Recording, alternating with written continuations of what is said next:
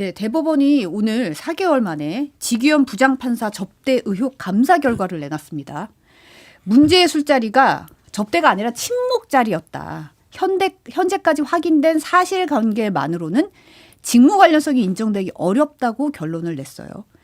고위공직자 범죄수사처 결과가 나오면 징계 여부 최종 판단하겠다고 밝혔는데 이 내용 어떻게 보십니까? 일단 이제 그 직무 관련성에 대해서는 법원 내부에서 감찰을 한 것이고, 저는 뭐 이제 그 사실을 믿고 싶으나 국민들은 또 제 식구 감싸기 아닌가? 검찰들도 그랬잖아요. 검사들이 무슨 죄를 지면 99만 원을 만들어 가지고 기소를 안 했던 그런 이 검찰의 제숙기구 감싸기. 법원도 판사라는 본인들만의 카르텔 속에서 무슨 잘못을 해도 최대한 이게 직무와 연관성이 없다라고 판단을 할 만큼의 감사를 한 게 아닌가라는 국민적인 의혹이 충분할 거라고 봐요. 물론 이제 수사가 남았기 때문에 지기현 판사에 대해서 룸사롱 접대가 정말로 대가성이 있는지 없는지 조금 더 말하자면 법원의 감사위원 다른 수사 방식으로 파헤쳐지기 때문에 일단은 잠정 결론이 난 것이라고 보고, 판사가 물론 이제 동기 후배들이라 하더라도 뭐 관련 사건을 직접적으로 아니다 하더라도 변호사들을 그 술자리에서 만난다는 자체가 그렇게 적절한 거에 대해서는 사실 여전히 감사위의 어떤 그 징계사유 판단 어렵다는 판단이 그렇게 잘 다가오지는 않는다. 좀 그런 말씀을 좀 드리고 싶습니다. 저는 좀 다른 생각인데요. 그러니까 저는 지기현 판사가 그 윤석열 전 대통령 석방 결정 내렸을 때 저도 굉장히 많이 비판했거든요. 이게 말이 안 된다. 왜 그 이전까지는 날짜로 계산하던 걸 시간으로 계산하느냐 이렇게 비판했습니다만, 그것과는 별개로 그 저놈 잡아라 내지는 뭐 네 죄를 네가 알렸다라는 식의 그런 여론몰이는 옳지 않다고 생각을 해요. 지금 여기서 그 감사 결과가 나왔잖아요. 근데 이 감사 결과가 그 공수처에서 또 수사를 하고 있어요. 그러니까 감사할 때 그런 거 신경 안 쓸 수 없을 거예요. 만약에 대부분에서 감사 결과는 직무 관련성이 없다라고 했는데 공수처에서 직무 관련성이 있다 이렇게 나오면은 대부분은 어떻게 되겠습니까? 그래서 저는 이거 엉터리로 수사했다, 그 조사했다라는 생각은 들지 않거든요. 그리고 마찬가지로 검사들이 무슨 수사를 할 때도 특검을 하게 됐다 그러면은 그거 함부로 하지 못해요. 왜냐하면 자기들이 엉터리로 했다가 특검에서 이것이 유죄로 드러나오면 본인들에 대해서 책임 소재가 따르기 때문에 그렇게 못하는 거기 때문에 저는 이 말은 어쨌든 그 감사원에 지금 저 대법원에서 그렇게 결정 그 발표를 했으니까 일단은 지켜보고 그다음에 공수처에서 수사 결과가 나오면 만약에 그 다른 결과가 나온다면 그때 대법원은 뭐 입이 10개라도 할 말이 없겠죠. 근데 지금 현재로서는 대부분의 감사 결정을 받아들일 수밖에 없다라고 생각을 합니다. 지금 보면 근데 이제 많은 댓글로 지적이 뭐냐면 아니 뭐 판단이 어렵다는 결론을 내는데부터 넉 달, 5달이나 걸릴 일인가 이게 이렇게 끌 일인가 이거에 대해서 좀 의문을 제기하는 분들이 많거든요. 그렇죠. 그러니까 억지로 지금 감사 결과를 낸 듯한 모양새예요. 그러니까 자꾸 여론이 사법부가 계속해서 독립을 주장하는데 당신들은 이 공정이라는 의무를 다하고 있느냐 라는 어떤 국민적 여론이 높아지니까 이 부분에 대해서 답을 내놨는데, 저는 저 답이 과연 옳은 판단인가에 대해서는 국민들은 좀 의구심을 가질 것 같아요. 그리고 판사라는 자리가 본인들의 독립성에 대한 권리를 주장하려면 뭐라자면 스스로의 어떤 권한에 대해서 더 돌아보고 섬세하게 좀 이렇게 경계해야 될 거 아닙니까? 변호사 만나는 거 만날 수는 있어도 그리고 1차 횟집에서 만났다며요. 15년 전 2년 때문에. 그럼 거기 술값도 지기현 판사 냈다며요. 그럼 거기서 끝내면 되잖아요. 근데 왜 이 노래 나오는 룸사롱에 가서 이 1차에서 이미 충분히 얘기를 했음에도 불구하고 2차 자리에 부른다고 왜 달려갈까요? 뭐 갔더니 노래가 나오는 곳이었다고요? 상식적으로 생각하면 그 간판 안 보입니까? 딱 봐도 이게 어떤 술집인지 뻔히 알 건데 지기현 판사가 그럼 1차에서 만났던 사람을 거기를 왜 갑니까? 제가 봐서는 뭔가 사실상은 좀 이게 앞뒤는 안 맞아요. 상식상. 뭔가가 2차 자리로 가서 그들과 뭔가 즐기려고 갔겠죠. 술을 먹던지.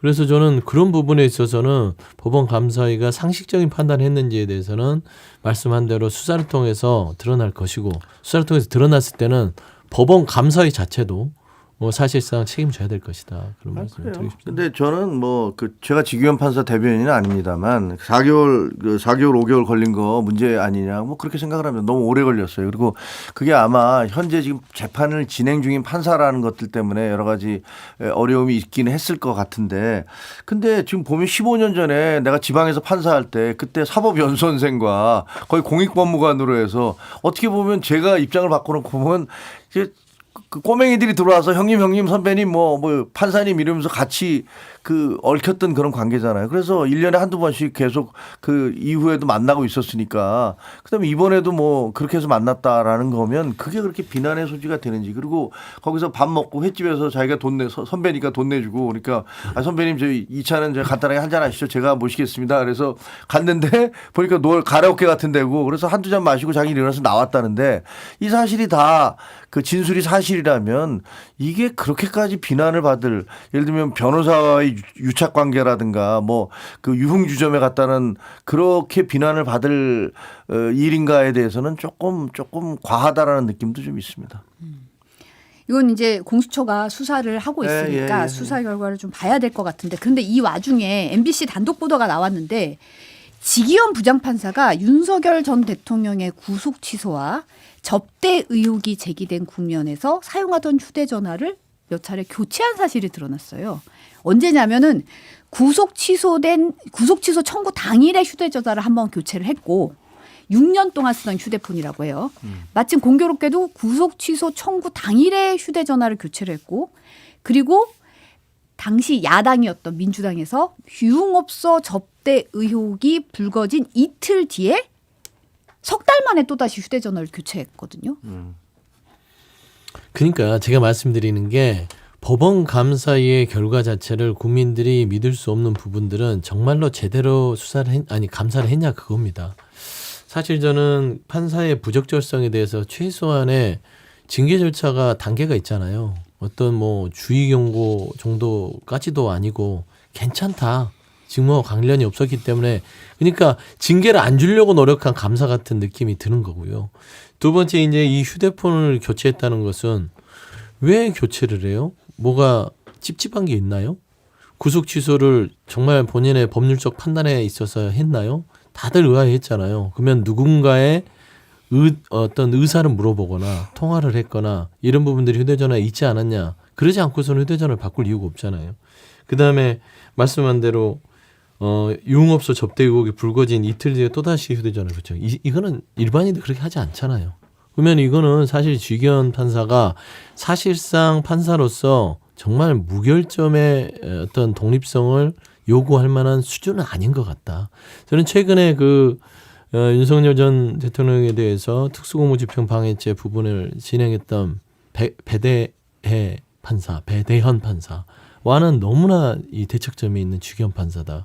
사실 재판 공개도 하지 않고 걸석 재판으로 지금 계속 진행하고 있는 거 아닙니까? 저는 이런 부분에서는 지기현 판사의 어떤 휴대폰 교체의 어떤 이런 정황들은 사실 조금은 더 미심적인 부분들이 크다. 저는 이거 공수처 통해서 저는 철저하게 밝혀야 된다고 생각합니다. 교체도 좀 교체 상황도 좀 특이한 게 S10을 S25로 구속 취소 청구한 당일에 교체를 했는데 6분 뒤에 기존 기기로 돌아왔다가 다음 날 새벽 5시에 최신형으로 또 교체를 해요. 근데 이 패턴이 그대로 유흥업소 접대 의혹 불거진 이틀 뒤에 교체했을 때도 똑같이 나타나는 게 석 달 동안 사용했던 갤럭시 S25 울트라를 중국산 휴대전화인 샤오미 레드미 노트 14로 교체를 했는데 5분 뒤에 다시 기존 기기로 갔다가 이틀 뒤인 새벽에 또 최종 교체를 한 것으로 드러났거든요. 그래서 왜 다시 갔다가 또 새벽에 바꿀까? 저는 이게 좀 특이한 패턴인 것 같다는 생각이 들더라고요. 정상적인 그러니까 합리적 쉽게 이해하기는 좀 어렵네요. 근데 아마 이게 이제 공수처에서 아마 그런 정보가 흘러나왔겠죠. 뭐 개인이 얘기하지는 않았을 테니까 그렇다고 해서 무슨 기기 회사에서 얘기해 줄 리도 없고. 이건 황정화 의원실이 통신사들로부터 제출받은 휴대전화 교체 의원실에서 의원실에서 받아간 거구나. 그렇군요. 그러니까 뭐 하여튼 이 부분에 대해서는 그 지기현 판사가 의문이 제기되면 거기에 대해서 해명할 필요가 있다고 생각을 해요. 그거는 정확히 왜 그랬는지 아마 자기에 대해서 계속 말이 나오니까 그런 이거 뭐 괜히 그 구설수에 오르지 않을까라는 생각에서 바꿔 늦었든지 저는 잘 모르겠습니다만 어쨌든 뭐 이 부분은 좀 이상한 부분이 있으니까 거기에 대한 해명이 필요하겠다라고 생각이 듭니다. 김누리님은 백업 가능성에 대해서 제기를 하셨네요. 그럴 수 있죠. 그 사이에 사실상 백업도 있고 그 유심을 빼서 다른 기계에 옮겨서 하고 나머지는 포렌식을 할 수도 있는 거고요. 포맷을 할 수 있는 것이고 아마 그런 시도들이 있지 않았을까라고 이제 추측의 영역이지만 사실 주기현 판사의 휴대폰 이 교체에 대한 여러 가지 시도들이 확인된 이상 이게 구속 취소와 그 다음에 본인의 그 유흥업소 접객의 이슈가 왔을 때의 그 시점이 공교롭게 맞아떨어지잖아요. 통상적으로 판사가 떳떳하면 뭘로 휴대폰 손댑니까? 그것도 6년씩이나 쓴 휴대폰을요. 저는 그렇게 생각하기 때문에 저는 주기현 판사가 사실 저는 아주 말끔한 상태는 아니라고 생각을 해요. 6년 썼으면 갈 수는 있는데 왜 그 시점에 가라느냐는 좀 시점이 이상하죠. 굉장히 그건 뭐 궁금했죠. 네. 의혹을 살만하네요. 조희대 대법원장이 오늘 오후 2시부터 이제 국회 법사위 청문회를 하는데 여기에 불출석하겠다고 밝혔죠. 출근은 정상적으로 했거든요. 출근길 현장 영상 잠깐 보고 얘기 나누겠습니다.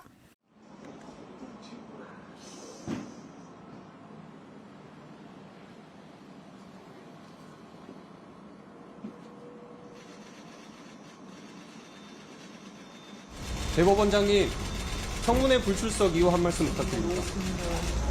국감에도 부른다는데 불응하실 계획?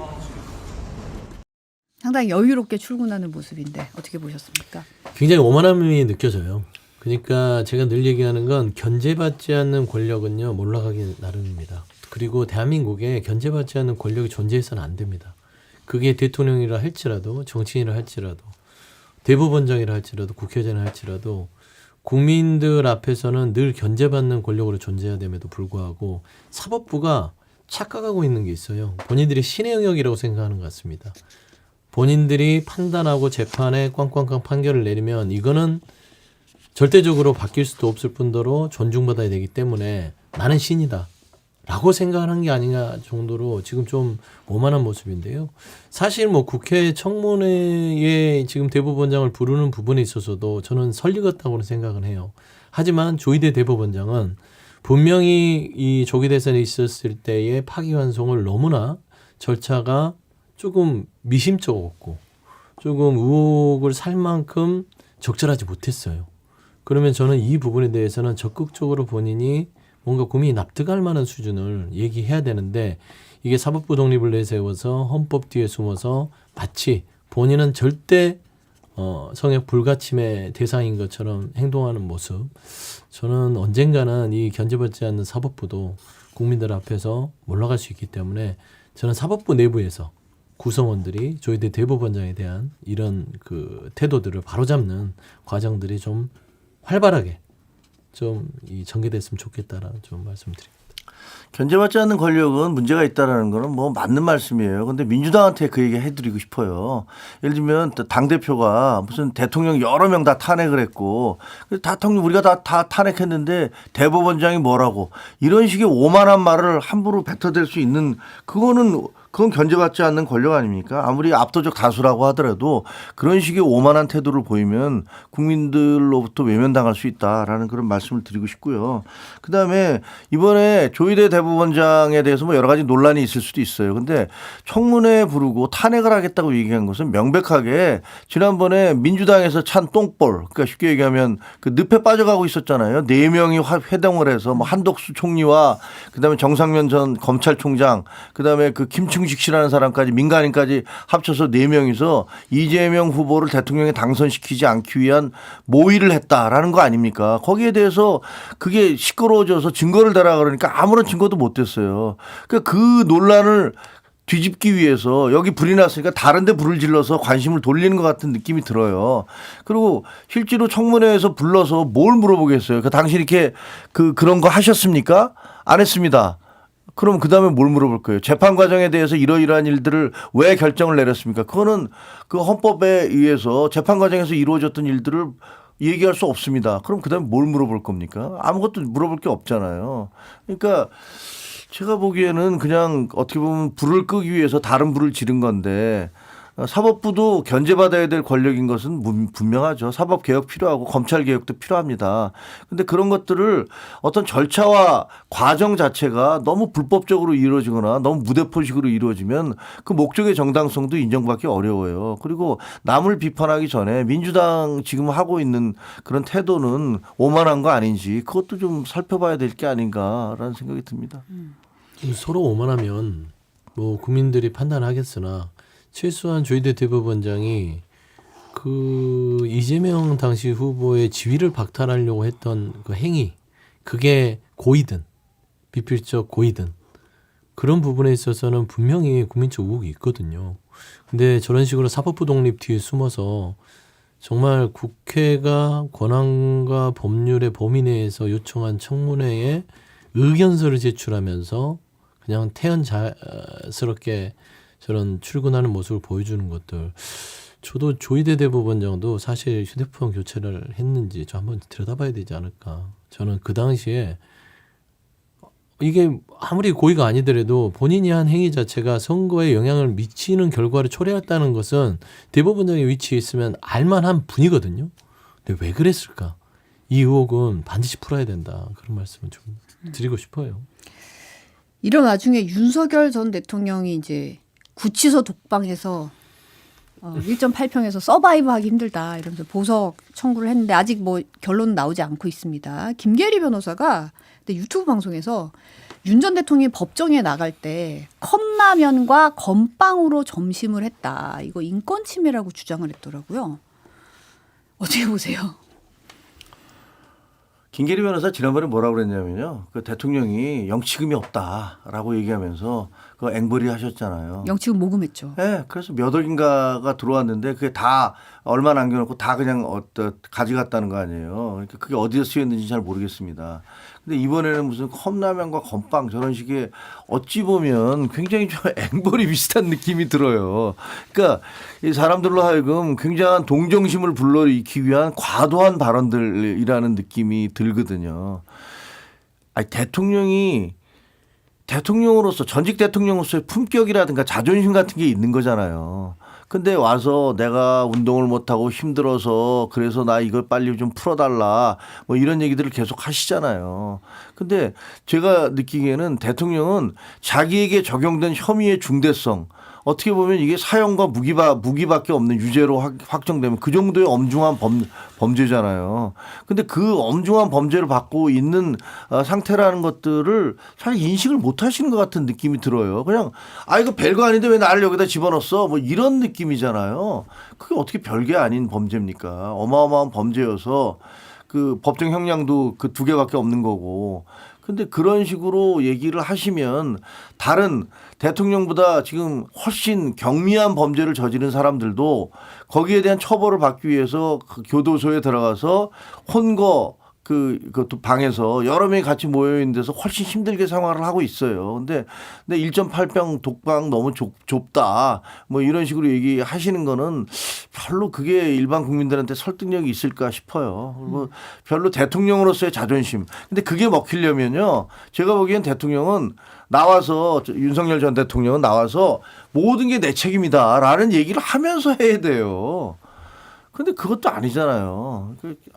진짜 어떻게 보면 참 갑갑하죠. 구속된 이후에 한 번도 출석을 안 했는데 보석 신문 때 보석할 때만 나와서 그것도 뭐 아침과 밤에 운동도 조금씩 하고 당뇨식도 챙기고 뭐 사법 절차에 협조하겠다. 그러니까 나 풀어줘야 나 나갈 거야. 뭐 이런 의미로 나와서 얘기를 하고. 근데 변호인은 우리 구속 적부심사위에서 출정을 했더니 건빵이랑 컵라면으로 점심을 때웠다. 그러니까 이게 굉장히 뭔가 감정적으로 호소를 한다고 생각한 발언인가? 참 보면은 뭘 잘했다고 이런 말을 하는지 모르겠는데 진짜 윤석열 피고인과 이 주변의 김계리 변호사 등을 보고 있으면 참 국민들이 구토와 현기증이 날 것 같아요. 뭐 본인이 지금 구토와 현기증을 호소하고 있는데 국민들의 구토와 현기증이 날 지경이다. 그리고 누가 컵라면하고 건빵 먹으래요? 영치금 갖고 사 먹으세요. 사 먹을 수 있어요. 좋은 거. 그러니까 이게 말도 안 되는 거 아닙니까?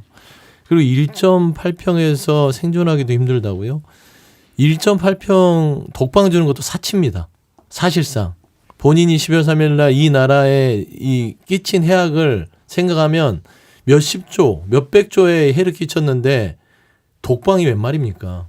사실 저는 국민들은요 1.8평 독방이 아니라 1.8평 홈방에 넣어놓고 저는 강제로 운동도 시키고 재판도 빨리빨리 진행하면서 공개 재판하고 정말 이 본인이 한 일에 대해서 뼈저리게 힘들게 잘못했다고 빌어서 빨리 처벌을 받는 그런 상황을 호소하게끔 만들어야 돼요. 그다음에 보석 신청할 때 그게 뭡니까?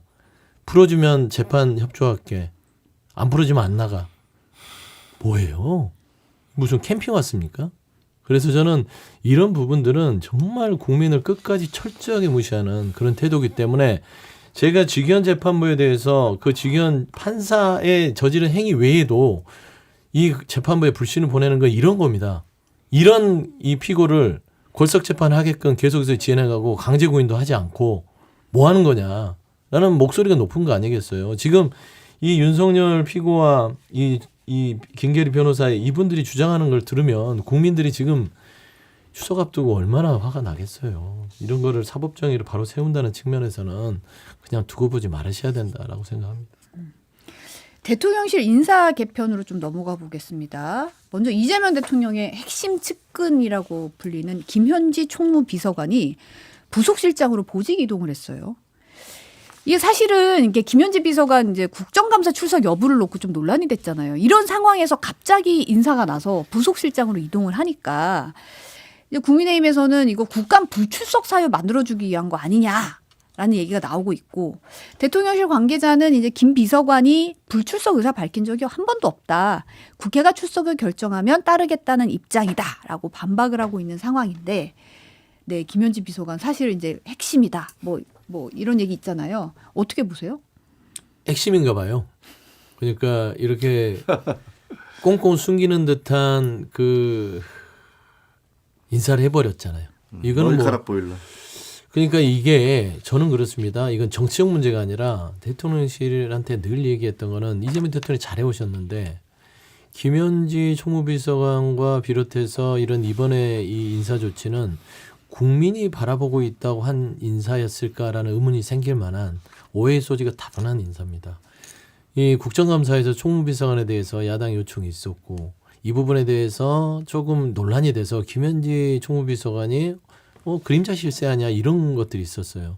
제가 말씀드렸던 것은 굳이 그런 오해를 안 받으려면 그냥 출석을 시켜서 하루 운영위에서 김현지 총무비서관이 나름대로 능력도 있고 야무지고 당차기 때문에 하루 정도는 야당 의원들하고 맞설 수 있다.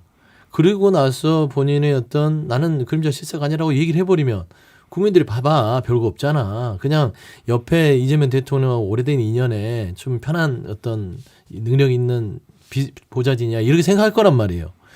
근데 그런 상황에서 왜 총무비서관을 1부속 실장으로 가고 2부속 실장을 총무비서관으로 가고 이런 인사를 했을까? 그러면은 저는 김종혁 뭐 최고위원이나 아니면 다른 분들이 이거 김현지가 실세 아니야? 꽁꽁 숨기는 게 뭐가 있는 거 아니야? 이렇게 했을 때 방어가 안 돼요. 그래서 저는 사실상 저희가 정무를 하는 입장이었다면 운영위에 출석을 시켜서 하루를 증인으로서 채택하고 그 다음에 인사를 했을 것 같아요. 그러면 야당에 대한 요구에 대한 부분도 어느 정도 총무비서관 자리가 실세라고 하니 조정을 했습니다.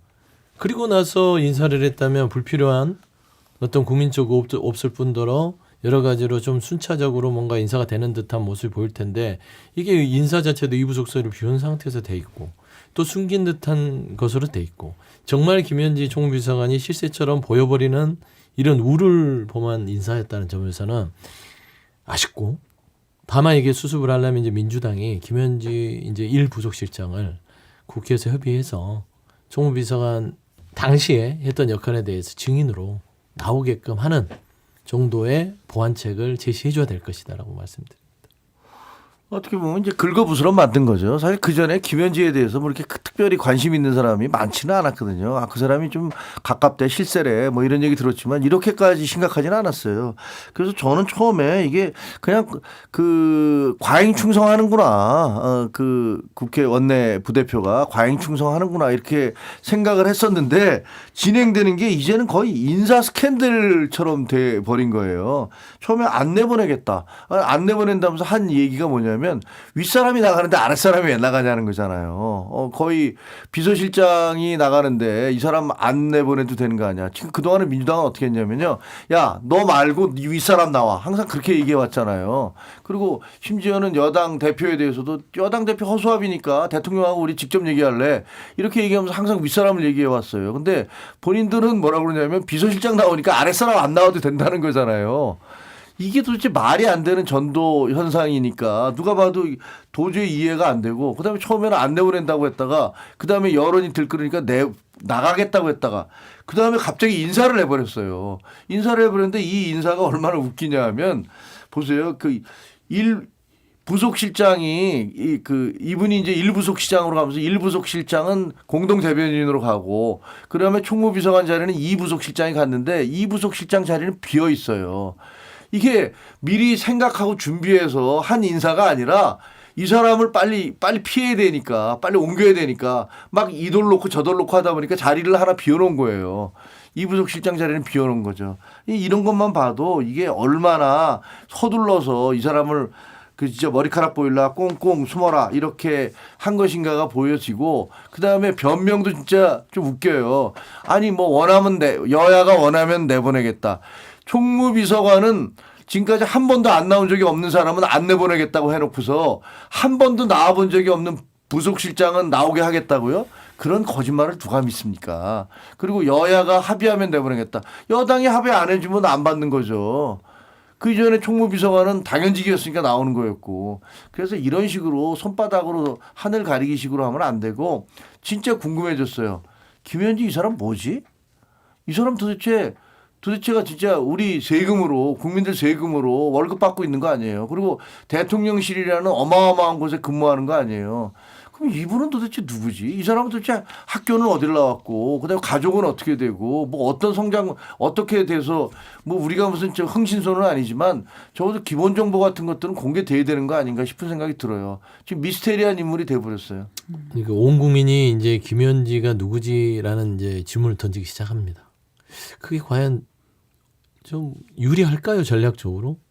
저는 그래서 그냥 당시에도 뭐 김영준 의원도 얘기는 했지만 그냥 국민 상식에 맞춰서 총무비서관 나와서 묻는 말에 뭐 있는 그대로 대답하고 나는 그 야당 의원들이나 나머지 그 소설을 쓰시는 그림자 실세를 주장하는 사람들의 존재가 아닙니다. 저는 그냥 오랫동안 보좌진으로서 제 역할을 할 뿐입니다. 오해하지 마십시오. 이 얘기 한마디면 끝나는 겁니다. 사실 뭐 인사에 뭐 이거에 개입하지 않았냐 뭐 인사에 개입한 거를 어떻게 야당에서 흔들겠어요? 증거가 있겠습니까? 그리고 그러지도 않았을 뿐더러 총무비서관 자리가 이제 대통령실의 행정관들에 대한 어떤 여러 가지 인사를 역할을 하긴 하나 사실상 그렇게 책 잡힐 게 없어요. 근데 이게 일을 좀 커지게 만들었다는 점은 부인할 수 없을 것 같아요. 오히려 이슈를 더 부각하게 부각시켜 만들었다. 버렸어요. 이제 국민들이 김현지는 누구인가로 됩니다. 따지고 보면은 그냥 열심히 일하는 참모일 뿐인데 이게 이제 이 온갖 공상 과학 소설이 써지게 생겨버렸다. 네. 근데 사실은 부속실장이었던 김남준 실장이 이제 대변인으로 옮긴 것도 상당히 이례적이에요. 왜냐하면 기존의 강주정 대변인이랑 2인 체제로 가는 거잖아요. 대통령실 대변인이 2인 체제로 가는 건 본 적이 없거든요. 아니에요. 여러 번 있었어요. 그 공동 대변인. 네, 이명박 정부 때도 네네. 이명박 정부 때 그때 그 박성규 대변인하고 그다음에 김은혜 대변인이 같이 있었고 부대변인 아니었나요? 아니 그때는? 같이 공동 대변인이었어요. 박근혜 정부 때도 그다음에 그랬고요. 그다음에 어디야 박근혜 전 대통령 때도 김행 대변인과 윤창중 대변인이 같이 했었어요. 근데 대개의 경우 그렇게 되면요 상하 관계가 어떻게 되는지를 놓고서 둘이서 너무 다퉈요. 항상 시끄러웠어요. 그 두 번 다 그랬어요. 그 MB 때도 그랬고 박근혜 전 대통령 때도 그랬고 두 대변인들이 서로 이제 갈등이 많았는데 저는 뭐 이번에도 그럴 것 같은 느낌이 들어요. 왜냐하면 지금 내려보내면 이 준. 준 대변인은 이거 실세시잖아요. 성남 라인이시잖아요. 그 어디야 시장할 때부터 대변인하고 그랬으니까 아주 최측근이란 말이에요. 그리고 지금 최근에 강유정 대변인은 몇 차례에 걸쳐서 말실수를 하셨잖아요. 그래서 여러 가지로 좀 논란이 있었던 분이기 때문에 어떻게 보면 아 이거 약간 문책성인가 그래서 그냥 바로 세 달 만에 쫓아내지는 못하니까 이런 식으로 이렇게 하나 보내서 물타기 한 다음에 준비해라라는 사인인가 아 연말쯤 내보내겠다는 건가 이렇게 생각할 수 있잖아요. 그래서 약간 좀 갈등이 있을 것 같기는 해요. 그래서 이번에 인사는 뭔가 지금 그 내부에서 했었던 1차 인사에서 조금 문제가 있었던 부분들을 약간 보강하는 부분이 있긴 한데 뭐 그럼에도 불구하고 이 지금 김현지 그 총무비서관에 대한 발령 때문에 모든 게 다 뒤죽박죽이 돼버린 그런 느낌이에요. 뭐 뒤죽박죽은 아닌 것 같고요. 그러니까 인사권이라는 게 대통령이 결정하는 부분이 있어서 이거는 이제 대통령실의 운영에 대한 내부 사정이 있겠죠. 어디에다 배치하는 게 더 효율적이 될 것인가. 최근에 이제 홍보수석실, 대변인실, 뭐 춘추관 이런 부분들이 유기적으로 과연 잘 돌아가는지도 뭐 내부적으로 들어볼 일이 있었을 것이고. 그리고 김남준 대변인이 사실 이런 조정 능력이 좀 있어요. 그리고 대통령과 호흡을 오래 맞췄기 때문에 사실상 이런 대언론과는 이재명 대통령과 가장 말하자면 그 흐름을 잘 읽을 겁니다. 물론 강유진 대변인이 뭐 말실수를 몇 번 한 적은 있죠. 또 그런 부분들이 업무가 과중돼서 또 강유진 대변인이 그 같은 또 일들이 좀 잦아지니까 이걸 좀 옆에서 좀 도와주자. 라는 측면에서 저는 김남준 대변인을 임명한 것 같은데 사실 뭐 대통령실도 대변인 임명이 축이었고 나머지는 김남준 대변인 일부속실장의 공석으로 인한 이동이었다고 얘기를 해요. 그래서 저는 이게 설령 그렇다 치더라도 지금 김현지 총무비서관이 정치권의 어떤 야당의 표적지로서 지금 부각시키려고 하고 있는데 그 표적을 털고 갔어야 되는데 표적을 더 부각시켜버리는 효과가 있어서 향후에 민주당이 이걸 어떻게 바로잡을지 좀 지켜봐야 될 것 같습니다. 강주영 대변인 같은 경우는 원형 탈모까지 왔다고 그랬죠. 그러니까요. 업무가 많대요. 이게 또 생방송을 계속하다 보니까 업무가 많아요.